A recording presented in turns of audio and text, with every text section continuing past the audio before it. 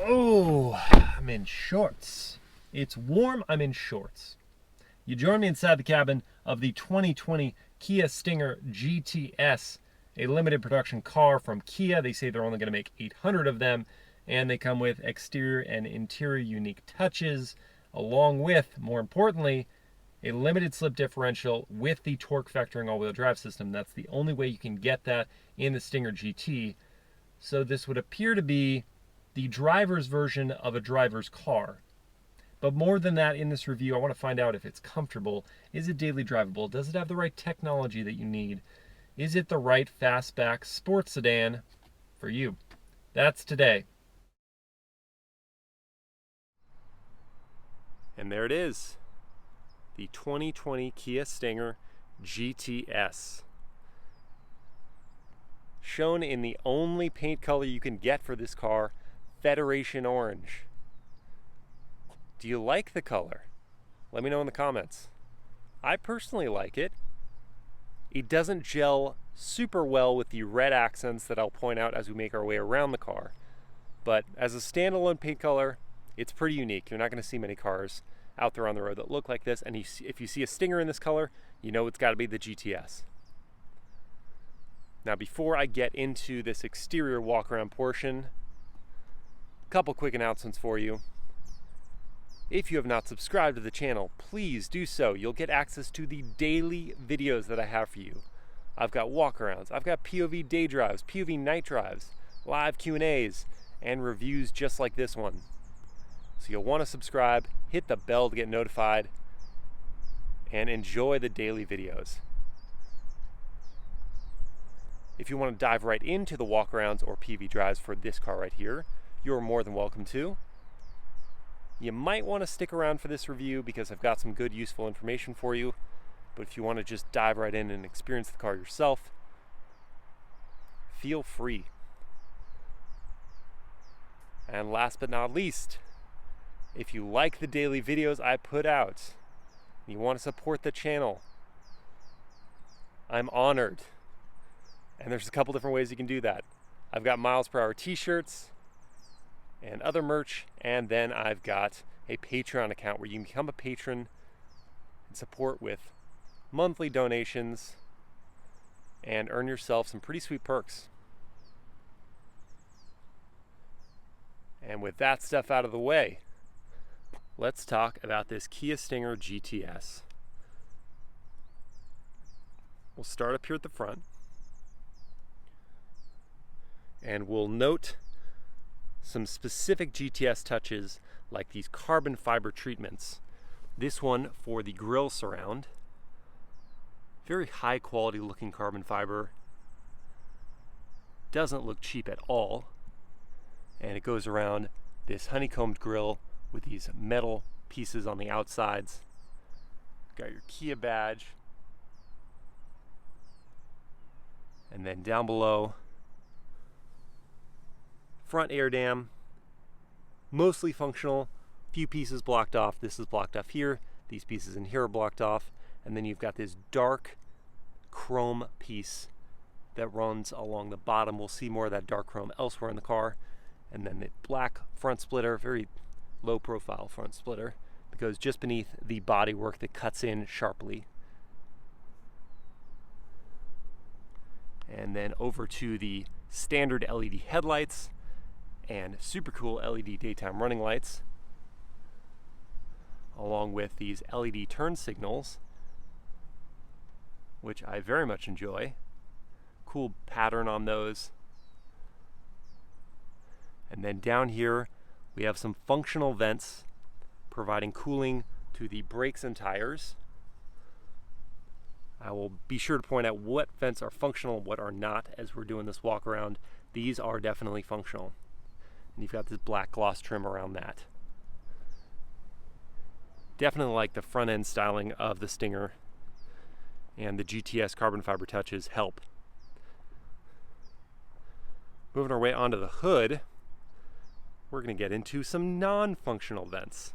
These black gloss vents with the metal trim in the center look really good, but then you get close and you're like, well, it's all blocked off. Even the honeycombed pieces back here, that you think, well, that would just make sense if they punctured holes in those, and then they serve as heat extractors, pulling hot air away from the engine.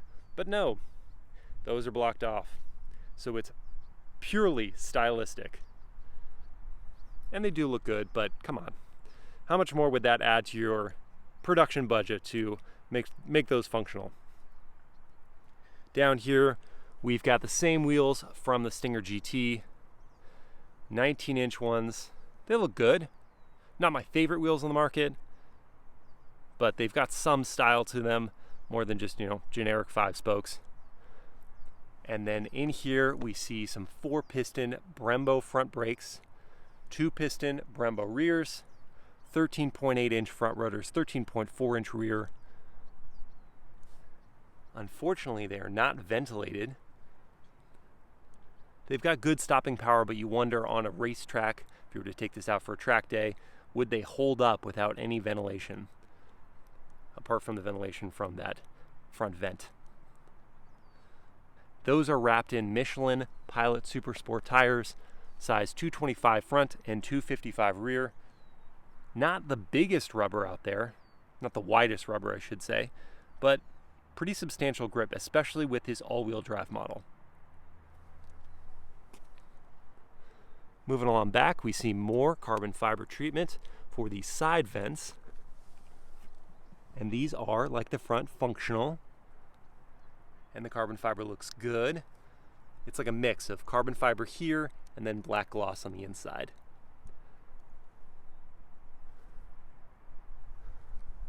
And then up here, we've got more carbon fiber / black gloss, carbon fiber mirror caps up top. Again, looking really high quality. Then you've got your turn signal indicators embedded within, and down here, black gloss below. Moving up to the roof, got a black gloss panel showing you a sizable sunroof, not a pano, but a good sized sunroof with black gloss accents, and then back into the body color Federation orange beyond that. Moving down here, we see the stylist kink that shows that this is the Stinger, and the fastback gently sloping roofline off to the rear end. Getting back here, see these have been the same since the car was introduced, and it's, I don't know. Do you like this extension piece here? Do you feel like it brings on the character line of the car?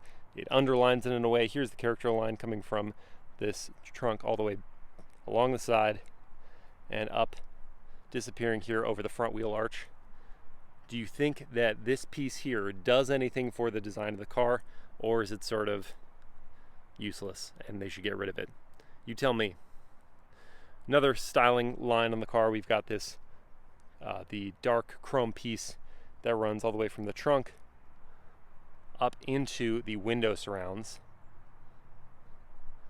Although this piece down here is flat black, so you just have the upper part of the window surround. It's clearly been designed. This car wasn't just haphazardly put together. They designed this vehicle. They wanted the continuity of the lines, but I don't know about that piece. You let me know. Do you like it? Do you not like it? Rear 3/4. Get a look down at that. Nice stance. Moving off to the profile for a sec. Don't want to miss that.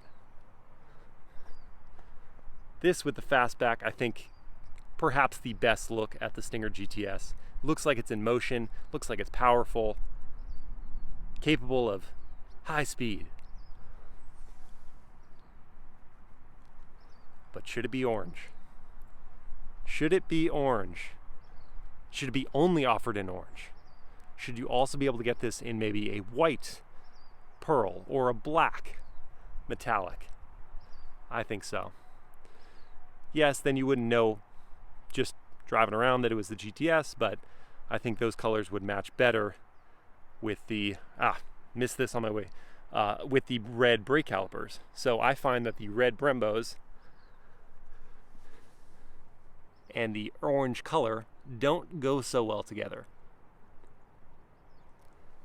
If the car was black or white, definitely the red brake calipers would look better.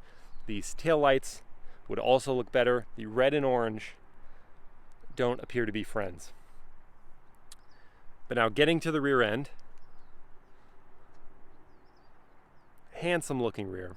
The whole car is very well designed. I have some quibbles with certain design elements, as I've pointed out, but the whole design is cohesive and attractive. It's a good looking fastback sedan. Getting to the back, we see the LED taillights as standard on the GTS, and the light bar comes across. And then all-wheel drive badging. They replace on the GTS the Kia badge on the rear with Stinger written out. I think that looks good. And then we have GTS, big S. Down below, we've got quad exhausts within a black gloss diffuser. This venting is fake. No pass-through back here, just design. And the exhaust finishers aren't connected to the tailpipes, but there are genuinely 4 exhaust pipes. We can see. Peek our head inside.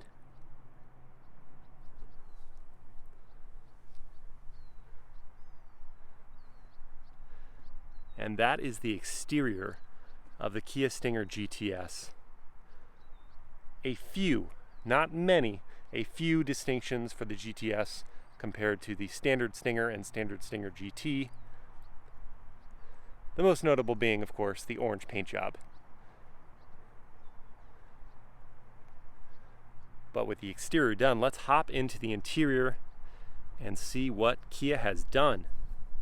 And on our way in, we'll note that we have smart lock and unlock, so you can leave the key in your pocket and be able to lock or unlock the vehicle by pressing the button. Now, unlike more modern systems that have just textured surfaces up here that you can just place your finger on and it will lock the vehicle and pull the handle to unlock, this one you actually have a button you have to press. So it's not as cohesive. You do have this black piece there, but hey, at least you have that functionality. And looking inside the cabin, see pretty standard Stinger GT fare with a couple touches that I'll point out specific to the GTS. Largely Alcantara. Wow, what is Alcantara? Alcantara / microfiber suede wrapping. So we have Alcantara for the steering wheel. Looks and feels good quality with a copper colored stitching on the center. Note that we do have a standard GT steering wheel, so they don't spec it specifically GTS there. They just wrap it in Alcantara. Same thing for the seats. GT embossed on the headrest, not GTS. Kind of wish they went that extra step. More of the Alcantara on the center console with that copper stitching. Looks pretty good. But when you get to the headliner, this microfiber material is different than that. They have a different name for it, and it doesn't feel as high quality.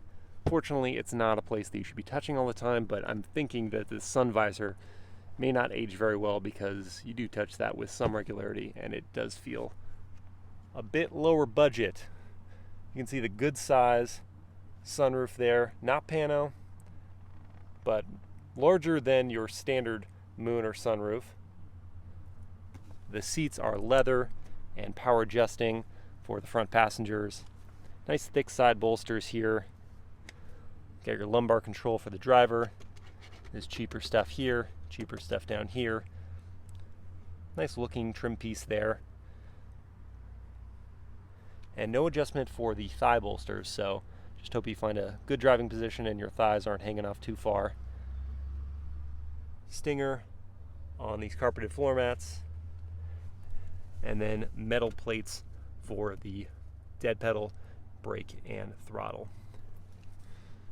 Cheaper stuff down here below. Actually, this is pretty cheap too.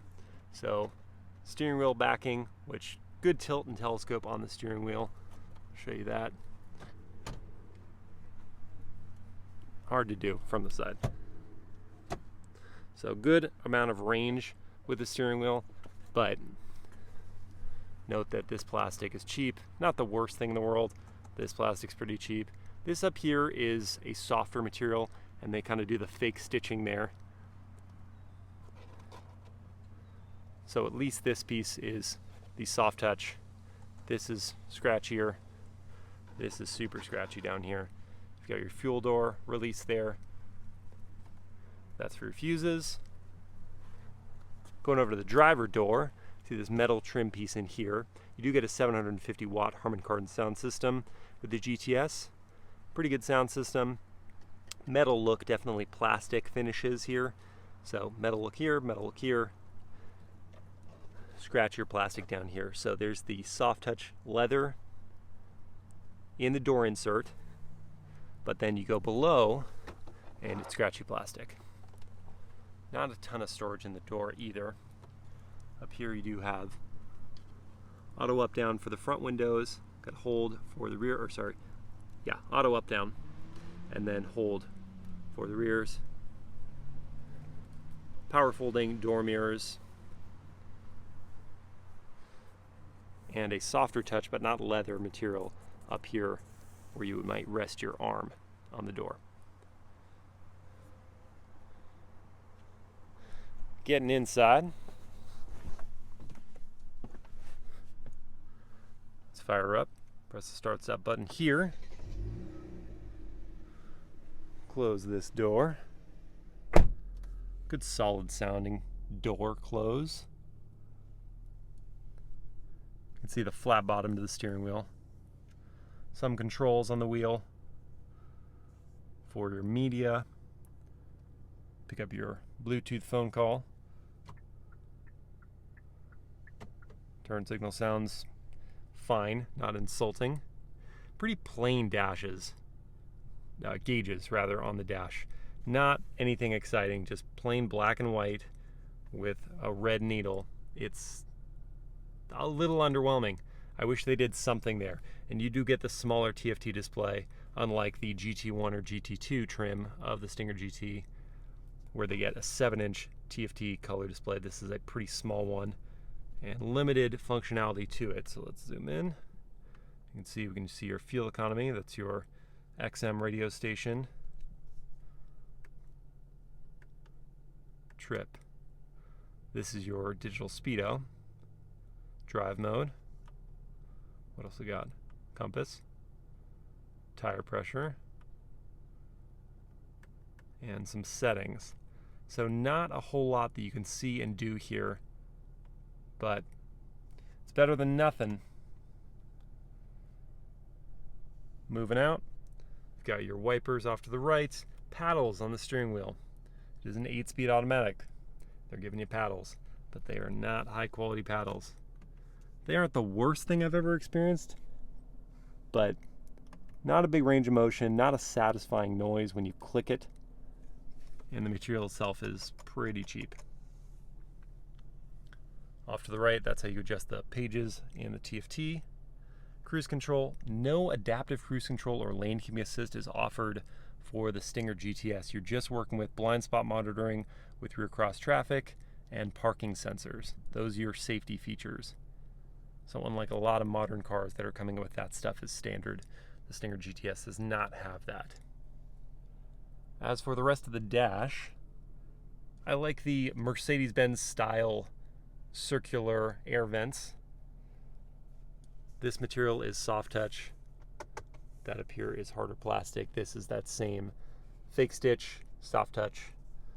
The 7-inch color touchscreen display is looking a bit dated. And I like that they try to stylize the housing for the infotainment, but it looks kind of strange when you've got these big chunks here off to the side that have no screen. So when it's off, all right. I wish it would stow, like you can get in some Audi vehicles where this monitor will stow when the car's off, because it looks tacked on. And the resolution on the screen itself is okay. It's not great. It does come with navigation as standard for the GTS. That's kind of nice. But the screen itself and the functionality and the software is, well, I would say it's last generation. You do get Apple CarPlay and Android Auto as standard, and those really save the screen for me. If you have those, then you can deal with just about anything. You do get a larger screen on more premium versions of the Stinger GT This is a 7-inch. You can get an 8-inch on the other models. But yeah, the functionality of this it's fine. There's nothing like ambient lighting colors to adjust. You do get ambient lighting here, so I'll show you from the POV night drive, and I'll also give you the Apple CarPlay demo from the POV night drive. But you can't adjust the ambient light colors, and there really isn't much to poke around with in the infotainment. You're really just going to use it for your Apple CarPlay and Android Auto functionality, and that's fine. That's okay. Moving our way down, we see a physical volume knob and a physical tuner off to the right. Some quick buttons, radio, map, nav, setup. Within the setup, this is one thing you can adjust. So we're in the setup right now. You can adjust your drive mode, your custom drive mode.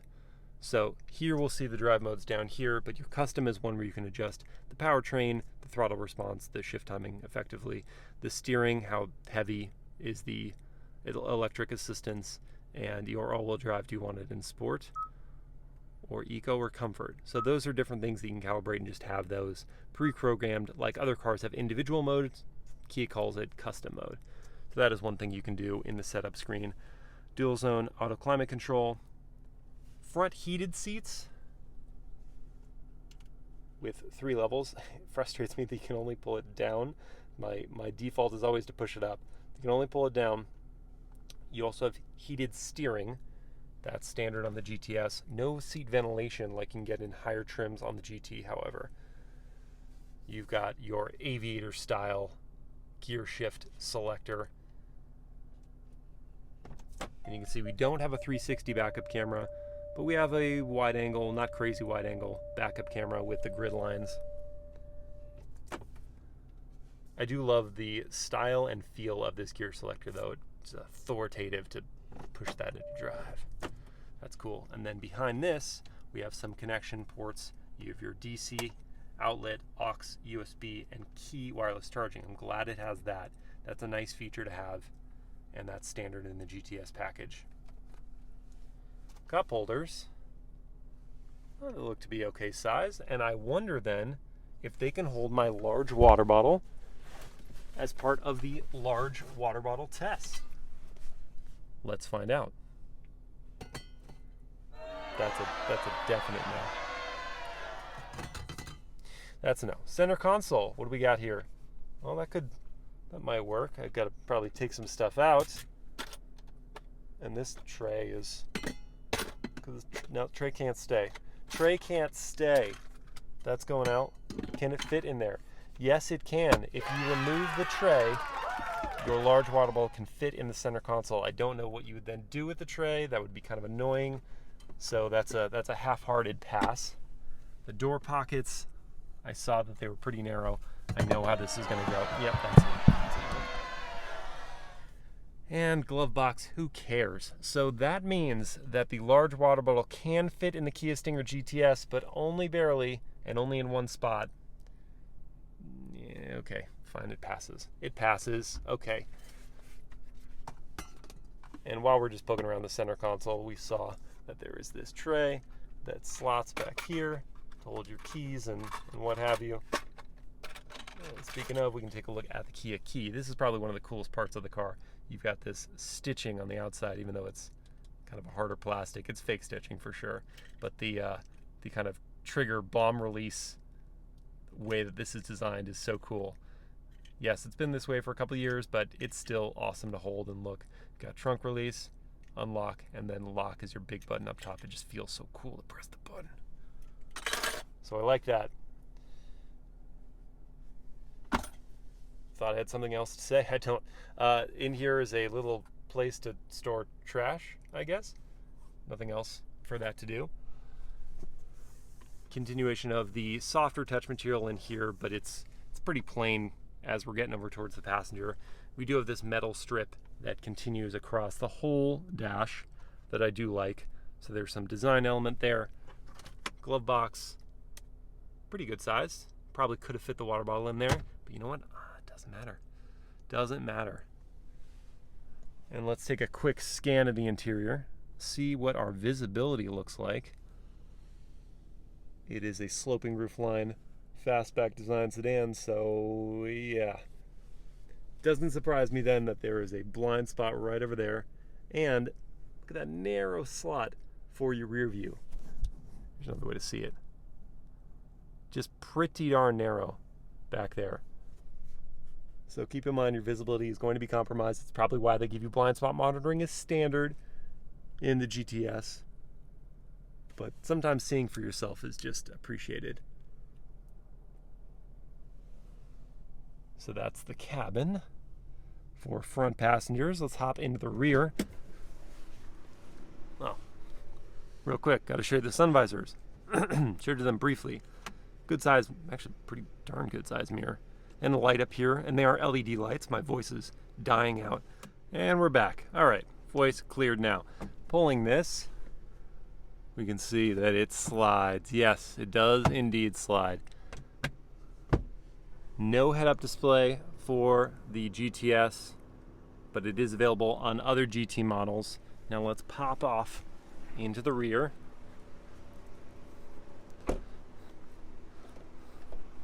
And see what we're working with here. So here are your rear quarters. Note it's a bit dark with that giant pillar there, but you do have leather seats for these passengers and a center console with cup holders. Down here we've got individual vents for the rear passengers and, oddly enough, DC sockets. Well, at least one DC socket, one USB. So I guess we fight over who gets the USB and who gets the DC socket. That's the rear passenger setup. Real scratchy hard plastic back here on the seat backs, but some netting on both seats. To look at the front.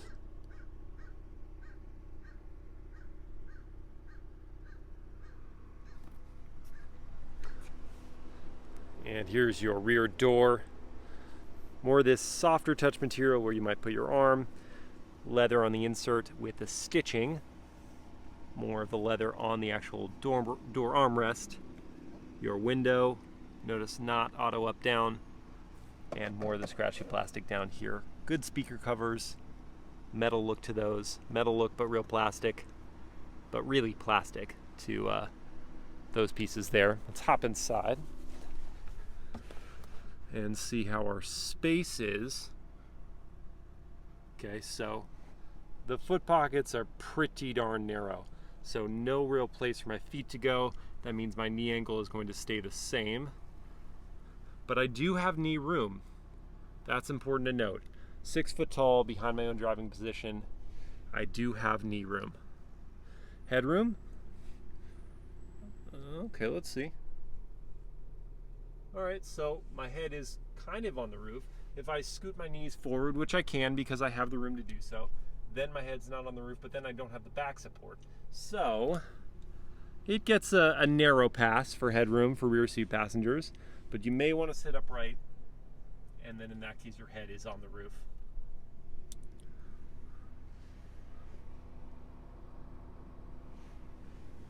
Got coat hooks, harsh plastic, and then LED dome light.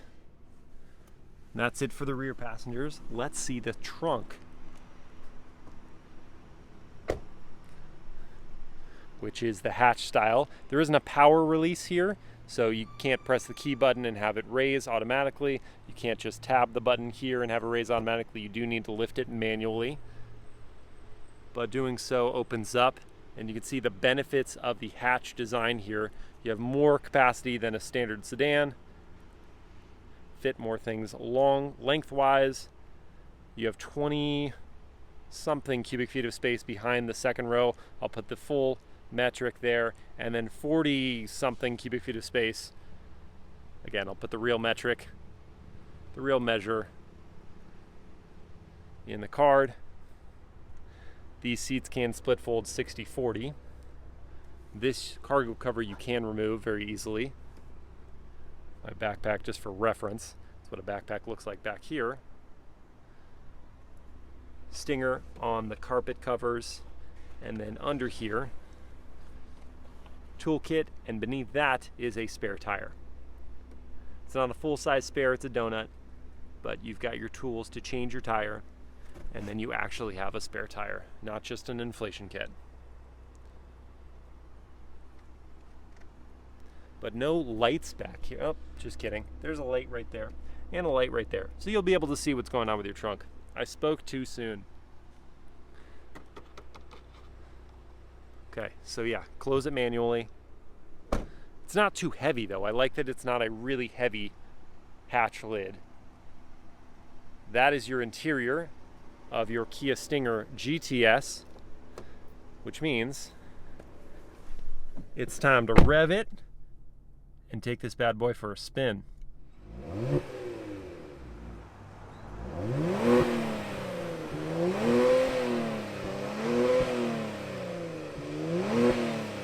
We're not going to waste any time here. I'm going straight into launch mode. So to do that, I'm in Sport. I hold the traction and stability control button for 3 seconds. That will disengage both of those. Then I hold my foot on the brake, give it some gas, let go at 2250, and it'll pull me forward in a hurry. 0 to 60, 4.3 seconds with this all-wheel drive model, top speed of 167 miles an hour. That is courtesy of a 3.3-liter twin-turbo V6, the same one you get in the regular GT, and that makes 365 horsepower and 376 pound-feet of torque.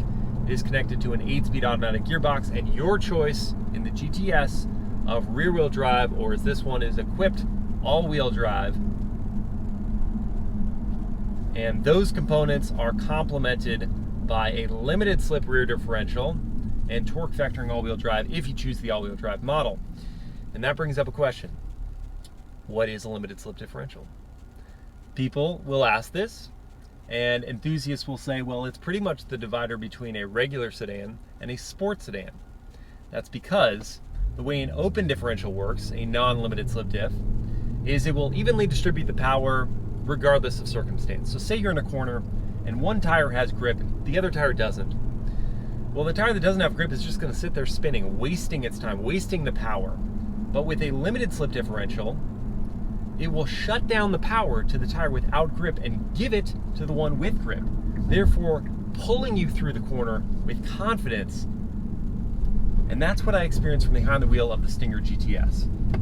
Confidently working its way around corners. I could feel the LSD at work. And the steering feel is pretty darn good for an electronically assisted rack.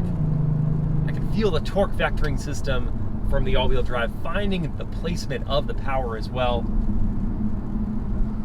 And there's a Cadillac CTS that just wants to race or something, I don't know. Interesting.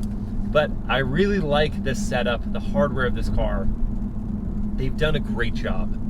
I know Albert Bierman is helping out Hyundai. I don't know if he's also spending some time with Kia, because this car is well sorted. It's a great package for a driver. And let's talk about this transmission for a second. So I mentioned it's an 8-speed automatic gearbox. What I didn't mention is that it works its way through the gears smoothly. Will give you the gear that you want in automatic mode, and in manual mode you pull over on the aviator style gear selector, and now you're in manual mode, and it'll let you take it all the way out to red line, which some automatics won't let you do. All the way there, 6,500 RPM. It'll let me go, have my fun, give me the control I want. Therefore, it's less painful that I don't have a manual at my disposal. I at least have control over the shifting. And the noise of that V6 in this cabin is pretty darn good. It is amplified.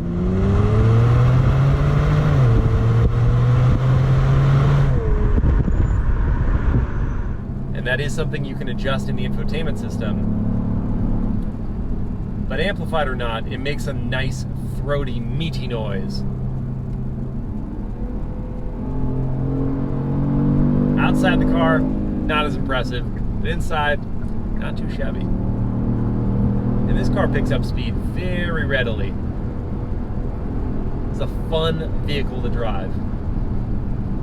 thrills on the daily, that's for sure. And one thing I won't be showing you today, but is also available on this car, not available, it's standard on the GTS, is drift mode. Engaged via the same step-by-step process as launch control, going into sport, and then disengaging the traction and stability control will then let you overwhelm the rear tires. What it's doing, it's giving 100% of the available power to the rear wheels, such that you can't overwhelm them. I found that it's hard to do so. These are some sticky Michelin Pilot Super Sport tires, and 365 horsepower is a lot, but it's not driftable power in all circumstances. But it's really just a bragging right piece. Really, you want to see how this car does in a set of corners. It's going to do very, very well. I wish I had a track at my disposal to really test it. Mostly I want to see whether those non-ventilated Brembos on the non-ventilated rotors, I should say, are going to hold up. Are they going to get heat soak? Are they going to diminish in performance after a while? I can't answer that question right now. I can say, after throttling it all day, they're still pulling you down just fine. There's nice initial bites and good modularity to the pedal. This is really a sports sedan. This is a thorough sports sedan, very fun to drive. But how is it on the daily? So I'm going to take it out of sport mode. Let's put it in comfort mode. There are 5 drive modes. You've got Smart, Eco, which kind of kills the throttle, Sport, of course, and Custom. Custom, where I showed from the interior walk around, you being able to fiddle with all of the inputs, the steering, the throttle response, and the all-wheel drive system. I'm just going to put it in comfort mode, and we're going to see how it eases up. Is this livable? I already mentioned the visibility, which with that C-pillar is not the best. You do have blind spot monitoring that helps compensate. I prefer being able to actually see with my own eyes, and that frustrates me a little bit, but it's not too much on a daily basis. But here, just cruising along, kind of around town speeds. I'm doing 50 right now. The exhaust noise mutes itself. Cruising along. Let's go over a set of bumps right here. Barely. I can barely feel them. I can hear them. Actually, the wind and road noise is very modest in this cabin. I can feel those bumps just mildly. It's a really well put together suspension system. This would make for a pretty comfortable daily driver. I do want to take it on the highway, and we'll get a chance to do that in a couple minutes here. But for around town, this is really not bad. Now, as we sit at this light for a second, I'm going to talk about the competitors, because there are a few of them. So the Stinger GTS rear-wheel drive starts at $44,500, but the all-wheel drive model I have here is $47,500, so $3,000 more. And it competes at that 47 grand territory with the Cadillac CT5V, that's $48,000, so a bit more money. And it makes 360 horsepower, gets to 60 in 4.6 seconds. So a little slower than this, tiny bit less power than this. Then you have the Audi S5 Sportback. That's an interesting one. That's going to start at $52,000, so more than this. It's going to make 349 horsepower, less than this, but its 0 to 60 time is quicker, 4.4 seconds to 60. Well, it's about on par, I should say, with the Stinger GTS. Let's try the turning radius real quick. Not bad. Not the best, not the worst. Does the job. Yeah, so it's on par with the Stinger GTS. It is not actually quicker. I misspoke. And then, if you want to go a completely different direction, you have the Dodge Charger Scat Pack. The vehicle I had very recently and really fell in love with. I thought I would like it, but I really fell in love with that car. The wide body for $46,000, the narrow body is $40,000. Either way you go about it, you're getting 485 horsepower. A lot more power than this car. That one, if you want to spin the tires, it will happily do it, even if you have the wide body model. And that is really, that's what I come up against with this model all the time, is the Dodge Charger Scat Pack. Yes, it's getting on in years. Yes, the design and the interior aesthetic isn't as nice as this, but man, that's a great car. I would have a real tough time picking something else over that if I'm spending in the mid-40s. But the Stinger GTS holds its own just fine in this segment. It really does. some people are going to shy away from the orange, while others are going to say, hey, that's a limited production car. 800 models? Yeah, I want one of those. It's very unique. No one else is going to have anything like that on the road. So there is really a market for this car. I didn't fall in love with it like I did the first time I drove a Stinger GT. I fell in love with the Stinger GT the first time I drove it because it was just sort of like, it was a wake-up call from Kia. And it priced at the time, it was really very competitive and shocking at what you got for the money. This GTS it's good. It's not a ringer in the segment. It is good. The interior feels like the price. It doesn't feel better than the price. And it has some stiff competition. If you want just the best looking one and a real luxury experience, that Audi S5 Sport Pack for a few $1,000s more than this is hard to beat. If you want to save some money and just have gobs of power and fun, then that Scat Pack is also hard to beat. This is up against a tough field here. Now I'm at highway speeds. Jumping back for a sec, highway speeds. And one thing I'm missing immediately is adaptive cruise control and lane keeping assist. Not having those on this model is a bit of a bummer when they're available on so many other cars. But in terms of wind and road noise, it's shockingly good. This would actually make a great commuter car for that reason alone. I'm very comfortable in the seat. There's a good amount of bolstering in the seats. They're not overly bolstered. Yeah, okay, so at highway speeds, that's pretty darn good. Couple points earned back for the Stinger GTS there. Oh man, okay, conclusion. This is a fine sports sedan. It is thoroughly a sports sedan. It is comfortable as a daily driver. It doesn't blow me away though. You could do worse. That's a weird way to end. That's a terrible way to end. You could do worse. I'll say it again. I don't know. You can do worse. This is a good car. It's a good car. Maybe not the best car in the segment, but yeah. Kia, you did a great job.